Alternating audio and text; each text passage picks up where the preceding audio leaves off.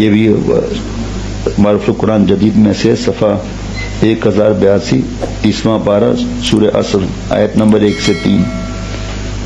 والعصر ان الانسان لفی خسر الا الذین آمنوا وعملوا الصالحات وتواصوا بالحق وتواصوا بالصبر. زمانے کی قسم انسان در حقیقت بڑے گھاٹے میں ہے سوائے ان لوگوں کے جو ایمان لائیں اور نیک عمل کریں اور ایک دوسرے کو حق بات کی نصیحت کریں اور ایک دوسرے کو صبر کی نصیحت کریں. تفسیر میں مفتی اعظم مفتی شفیع صاحب رحمۃ اللہ علیہ فرماتے ہیں کہ حضرت عبید اللہ بن حسن فرماتے ہیں کہ رسول اللہ صلی اللہ علیہ وسلم کے صحابہ میں سے 2 شخص ایسے تھے جو آپس میں ملتے تھے تو اس وقت تک جدا نہ ہوتے جب تک ان میں سے ایک دوسرے کو کے سامنے سورہ عصر نہ پڑھ لیں. سبحان اللہ. اور امام شافعی رحمۃ اللہ نے فرمایا کہ اگر لوگ صرف اسی صورت میں تدبر کر لیتے تو یہی ان کے لیے کافی تھی. جیسے بزرگوں سے سنتے ہیں مفتی صاحبان سے کہ قرآن پاک جب پڑھو تو تدبر کرو، اس میں فکر کرو، اس کی جو سمجھ میں نہ آئے علماء سے پوچھو، خود فیصلے نہ کرو. تو فرمایا امام شافعی رحمۃ اللہ علیہ کے تفسیر ابن کثیر میں کہ اگر لوگ صرف اسی صورت میں تدبر کر لیتے تو یہی ان کے لیے کافی تھی. سورہ عصر قرآن کریم کی بہت مختصر سی صورت ہے لیکن ایسی جامع ہے کہ بقول حضرت امام شافعی رحمۃ اللہ علیہ کے کہ اگر لوگ اسی صورت کو غور و تدبر کے ساتھ پڑھ لیں تو دین اور دنیا کی درستگی کے لیے کافی ہو جائے. اور زمانے کے نوع انسانی کے خسارے میں کیا دخل فرمایا اور توضیح اس کی یہ ہے کہ انسان کی عمر کا زمانہ، اس کے سال اور مہینے اور دن رات بلکہ گھنٹے اور منٹ اگر غور کیا جائے تو یہی اس کا سرمایہ ہے جس کے ذریعے وہ دنیا اور آخرت کے منافع عظیم عجیبیہ بھی حاصل کر سکتا ہے. اور عمر کے اوقات اگر غلط اور برے کام میں لگا دیے جائیں تو یہی اس کے لیے وبال جان بھی بن جاتے ہیں. بعض علماء نے فرمایا کہ یعنی تیری زندگی چند گنے ہوئے سانسوں کا نام ہے، جب ان میں سے ایک سانس گزر جاتا ہے تو یہ تیری عمر کا ایک جز کم ہو جاتا ہے. یہ شربت بھی تیرے منع نہیں ہے. اس میں حق تعالیٰ نے ہر انسان کو اس کی عمر کے اوقات عزیز کا بے بہا سرمایہ دے کر ایک تجارت پر لگایا ہے کہ وہ عقل و شعور سے کام لے اور اس سرمایہ کو خالص نفع بخش کاموں میں لگائے تو اس کے منافع کی کوئی حد نہیں رہتی. اور اگر اس کے خلاف کسی مضرت رساں کام میں لگا دیا تو نفع کی تو کیا امید ہوتی، یا راس المال بھی ضائع ہو جاتا ہے. اور صرف اتنا ہی نہیں کہ نفع اور اس سے مال راس المال ہاتھ سے جاتا رہتا ہے بلکہ اس پر سینکڑوں جرائم کی سزا عائد ہو جاتی ہے. اور کسی نے سرمایہ کو نہ کسی نفع بخش کام میں لگایا نہ مضرت رساں میں تو کم از کم یہ خسارہ تو لازمی ہے کہ اس کا نفع اور راس المال دونوں ضائع ہو گئے. اور یہ کوئی شاعرانہ تمثیل ہی نہیں بلکہ حدیث مرفوع سے اس کی تائید بھی ہوتی ہے. اس میں رسول اللہ صلی اللہ علیہ وسلم فرمایا یعنی ہر شخص جب صبح اٹھتا ہے تو اپنی جان کا سرمایہ تجارت پر لگاتا ہے، پھر کوئی تو اپنے سرمایہ کو خسارے سے آزاد کرا لیتا ہے اور کوئی ہلاک کر ڈالتا ہے. خود قرآن کریم نے بھی ایمان اور عمل صالح کو انسان کی تجارت کے الفاظ سے تعبیر فرمایا ہے. اور جب زمانہ عمر انسان کا سرمایہ ہو اور انسان اس کا تاجر ہو تو عام حالات میں اس تاجر کا خسارہ بھی ہونا اس لیے واضح ہے کہ اس مسکین کا سرمایہ کو منجمد چیز نہیں جس کو کچھ دن بیکار بھی رکھا تو اگلے وقت کام آ جائے گا، بلکہ سیال سرمایہ ہے جو ہر منٹ ہر سیکنڈ بہہ رہا ہے. اس کی تجارت کرنے والا بڑا ہوشیار مستعد آدمی چاہیے جو بہتی ہوئی چیز سے نفع حاصل کرے.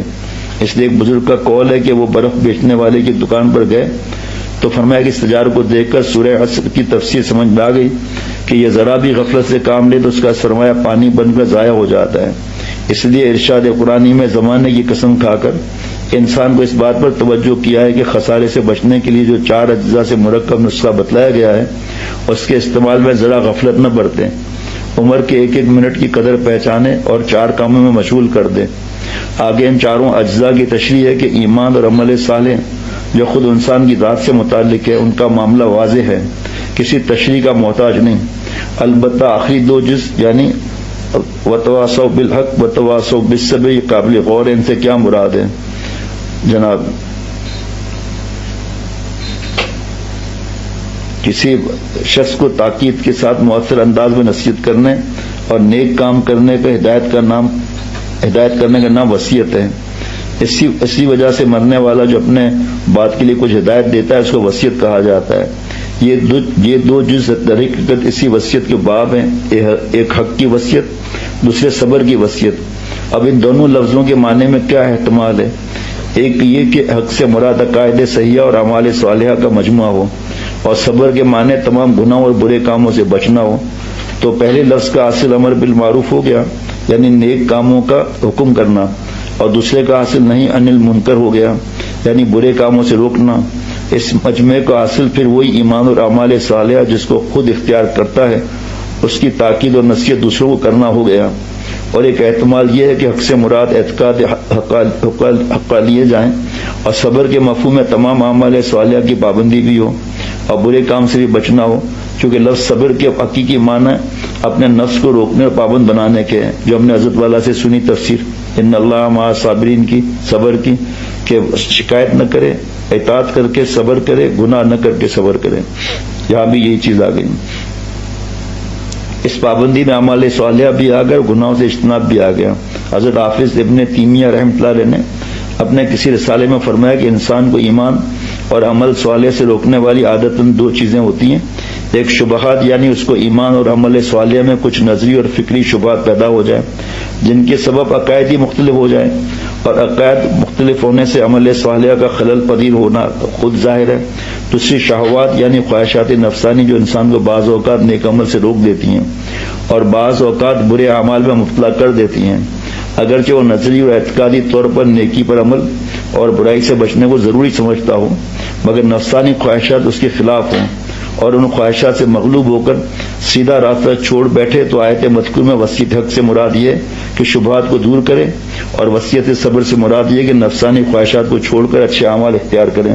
پہلی رات کو جیسے بیان کیا تھا، گناہ کی خواہشات کتنی بھی ہو اس کو دبا لے، اللہ والا بن جائے گا۔ جناب، اس کا خلاصہ ہے کہ وصیت بالحق سے مراد دوسرے مسلمانوں کے علمی اصلاح ہے، اور وصیت بالصبر سے مراد عملی اصلاح ہے۔ نجات کے لیے صرف اپنے اعمال کی اصلاح کافی نہیں، بلکہ دوسروں کے مسلمانوں کی فکر بھی ضروری ہے۔ اس صورت نے مسلمانوں کی بڑی ہدایت یہ دی ہے کہ ان کا صرف اپنے عمل کو قرآن اور سنت کے تابع کرنا نہ جتنا اہم اور ضروری ہے، اتنا ہی اہم یہ ہے کہ ہم دوسرے مسلمانوں کو بھی ایمان اور عمل صالح کی طرف بلانے کی مقدور بھر کوشش کریں، ورنہ صرف اپنا عمل نجات کے لیے کافی نہ ہوگا۔ خصوصاً اپنے اہل و عیال اور احباب اور متعلقین کے اعمال سیئہ سے غفلت برتنا اپنی نجات کا راستہ بند کر دینا ہے۔ دیکھیے وہی جو بات ہوئی تھی نا تدبر کے ساتھ پڑھنے کی، اب یہ ہم سمجھیں گے نہیں اس میں باتوں کو، کچھ باتوں کو، ایک مثال ہے، یہ تو آسان سا ہے، لیکن پھر بھی علماء سے پوچھنا ہوگا۔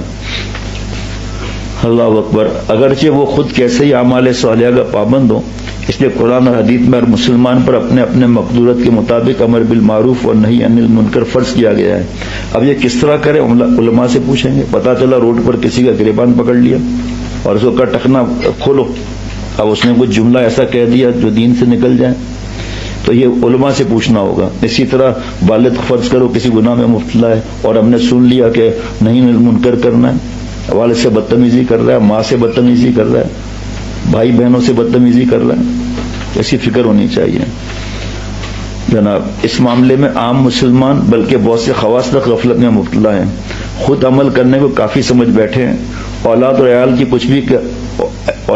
کچھ بھی کرتے رہیں، اس کی فکر نہیں کرتے۔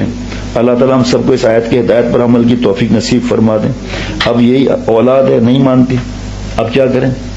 ماریں گے، کیونکہ یہاں لکھا ہوا ہے ان کو تلقین کرنے کو، وہ برا جملے کہتا ہے، تو امر بالمعروف نہیں عن المنکر علماء سے پوچھیں گے کہ وہ کیسے ہم دین پھیلائیں، شیخ سے پوچھیں گے ہم کیسے پھیلائیں۔ شیخ اگر عالم ہے تو سبحان اللہ، عالم نہیں ہے تو وہی پوچھ کے بتلائے گا، اپنی طرف سے نہیں بتلائے گا۔ اکیلے والے سے لڑائی شروع کر دی، بس والے کی گردن دبا دی، رکشہ والے کی گردن دبا دی، رکشہ والے نے جیب میں پیٹ میں خنجر کھوپ دیا، پھر